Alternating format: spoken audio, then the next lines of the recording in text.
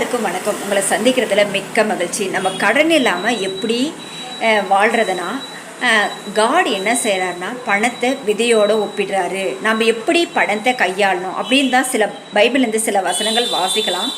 நம்ம எப்படி பணத்தை கையாளுன்றதில் ஷார்ப்பாக இருக்கணும். மத்தேயு 10:16 அடுத்தது ஏசாயா 55:10 அடுத்தது 2 கொரிந்தியர் 9:10 பணம் என்பது விதை போல கர்த்தர் ஒப்பிடுகிறார். உங்கள் பணத்தை எப்படி நீங்கள் விதைச்சா விளைச்சல் நம்ம 30 மடங்கு விளைக்கிறோங்கன்னா 60 மடங்கு 100 மடங்காக கிடைக்குதோ அதே மாதிரி தான் பணத்தை கூட நம்ம கொஞ்சம் சேர்த்து வச்சுக்கணும். ஃபுல்லாக நம்ம செலவு பண்ணக்கூடாது. கொஞ்சம் சேர்த்து வச்சுக்கணும். அதை ஏதோ ஒரு பிஸ்னஸ்லேயோ பேங்க்லேயோ போட்டு நம்ம அதை மல்டிப்ளிகேஷன் பண்ணணும். இல்லைனா ஏதோ ஒன்று பிஸ்னஸோ ஏதோ ஒன்று பண்ணி நம்ம பிஸ்னஸ் பண்ணாங்கன்னா அது மல்டிப்ளிகேஷன் ஆகும். ஆதாம் ஏவாளை கூட பருகி பெருக சொன்னார் கர்த்தர். எதுக்காக சொன்னார்?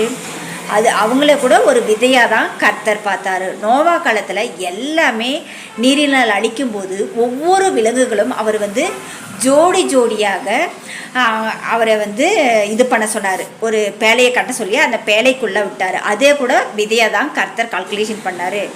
எப்பயுமே நம்மளுடைய மணியை மல்டிப்ளிகேஷன் பண்ணவங்களாக இருந்தால் தான் நம்மளால் சாதிக்கவே முடியும். நீதிமொழிகள் 11:24 இப்படி தான் சொல்லுது. அடுத்தது நீதிமொழிகள் 11:25, 26 இப்படி தான் சொல்லுது. அதனால் நம்ம பணத்தை மிச்சப்படுத்தணும். அதுக்குன்னு வாரி வாரி கொடுத்துறதா நமக்கு வச்சுக்கின்னு மீதியை கொடுக்கணும்.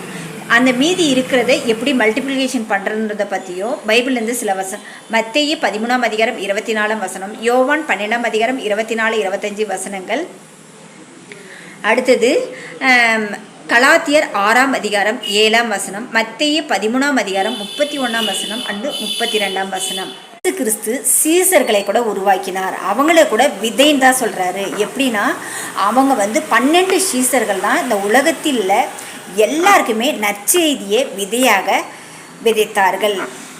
அப்படி தான் 2 மீன் 5 அப்பத்தை இது கர்த்தருக்கு நேராக ப்ரேயர் பண்ணுறாரு. அது 5000 பேர் சாப்பிட்டு கூட 12 கூடைகள் மீதி அளவுக்கு பருகி பெருகுச்சு.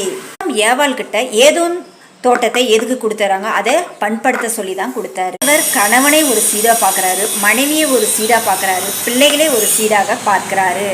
மணி ரெஸ்பான்சிபிலிட்டி நாம் தான் எடுத்துக்கணும். எது பணம், எது சீடு, எது ஆதாயம் அப்படின்னு நம்ம கால்குலேட் பண்ணணும். ஃபஸ்ட்டு விதையை எடுத்து விட்டு அதுக்கப்புறம் தான் ஆதாயமாக